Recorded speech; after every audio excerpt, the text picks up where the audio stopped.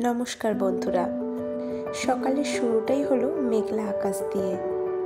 মনে হচ্ছে সারাদিনই বৃষ্টি হতে পারে। এখন বরমশাই যাবেন অফিসে, তাই কিছু রান্না করে নিলাম। আর রান্না করতে করতে একটু চিয়া সিড আর একটু ড্রাই ফ্রুটস ভেজানো খেয়ে নিলাম। তারপর আলু, গাজর, বিনস, সয়াবিন আর ড্রাই ফ্রুটস, ছোলা আর ক্যাপসিকাম দিয়ে রাইসটা ফ্রাই করে নিলাম।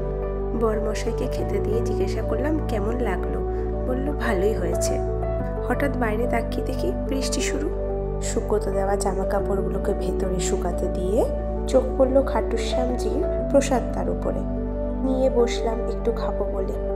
মুখে দিতেই বুঝলাম প্রসাদের মধ্যে দেওয়া ছিল কর্পূর। তারপর ফোনে বাড়ির সবার খোঁজ নিতে নিতেই দেখি আবার রোদ উঠে গেছে। আসার পর থেকেই দেখছি এখানকার ওয়েদারটাই এরকম, কখনো রোদ কখনো বৃষ্টি। ছাদের এই জায়গাটা দেখলেই আমার বাড়ির গাছগুলোর কথা মনে পড়ে।